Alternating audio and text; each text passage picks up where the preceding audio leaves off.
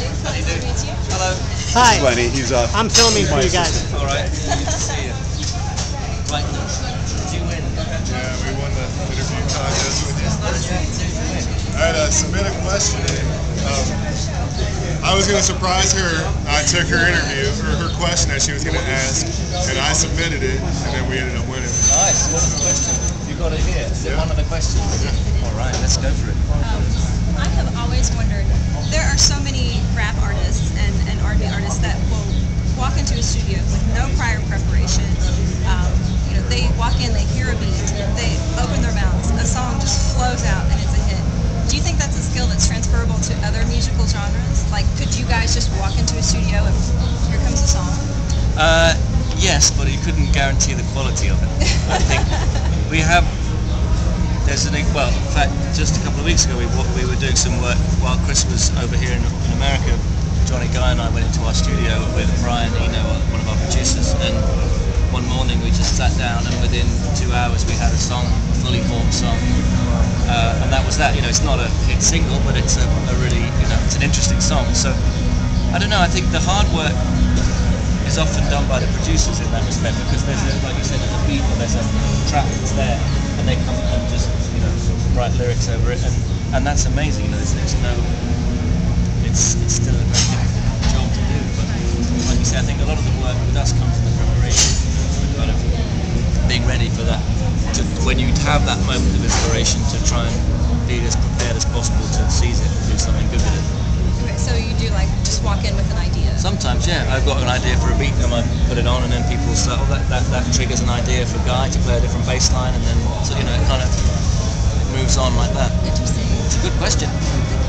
I'm not surprised you won. That's a good question. We have a question. The song "Viva La Vida." I was in the Vatican. I was in the Vatican, and Really? and not me. That's a question. And for some reason, I can't explain, I know St. Peter won't call my name. When I first heard this song while visiting the Vatican last summer, that line struck me ever since. What is the meaning behind it? Well, the whole song is a kind of told from the point of view of a man who had everything and kind of lost it, and knows he's made stupid mistakes, but is trying hard to redeem himself. So whether you take that to be a man who's just, I don't know, done something and ruined his relationship with his girlfriend, or whether it's, it could be anything. It could be just someone who's done something that they regret and is trying to make amends for it. Or someone who feels very bad about what they've done, I think. So that kind of line, I suppose, is about knowing that you're not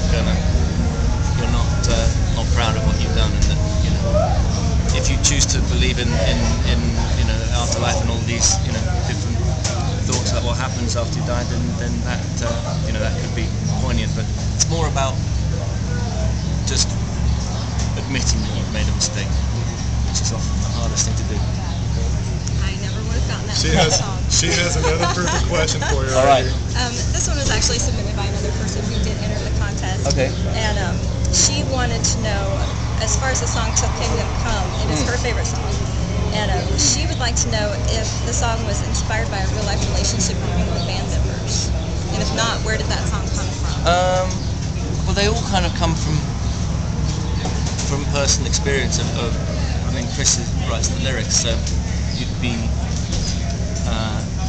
it's a fair assumption to say that it's written about, a relationship that he's had.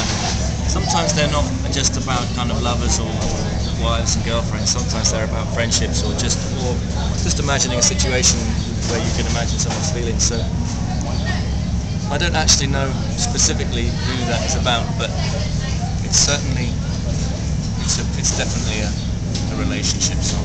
Right. So, but I don't know which one. I'm afraid.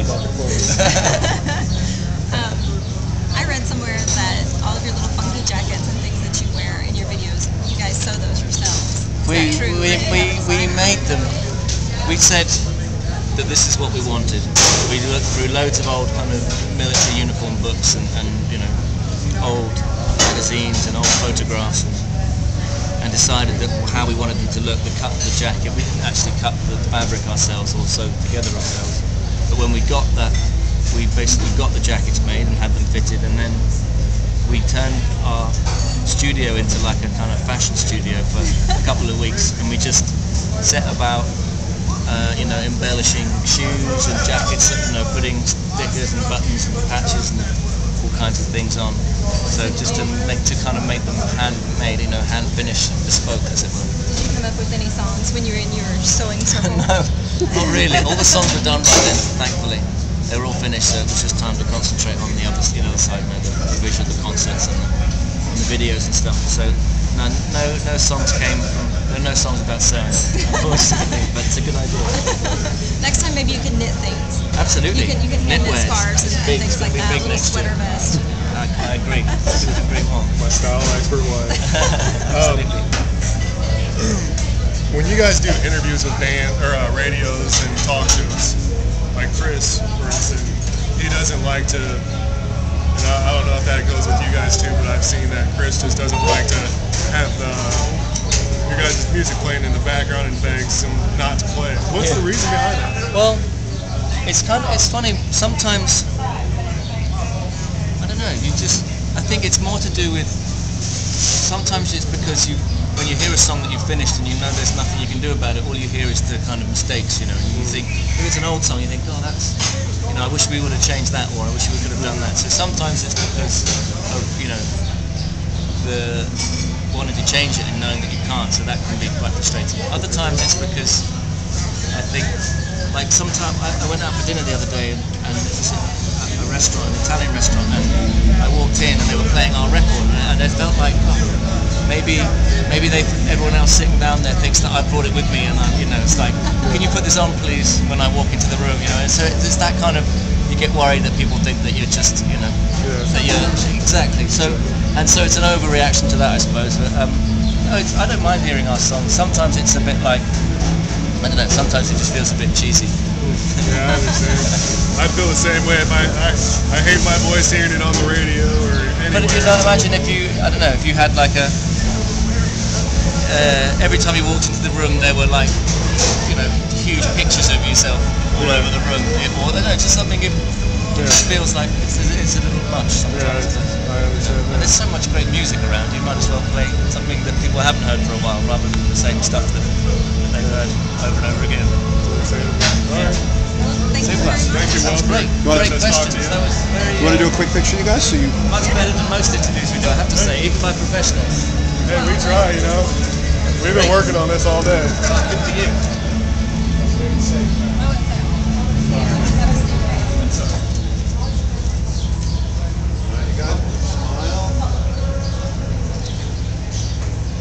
Got it? Wonderful.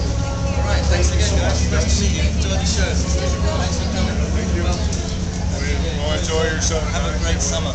Thank you too. Good stuff. Thank you very much. Thanks, man. Thanks, you guys. That was really good.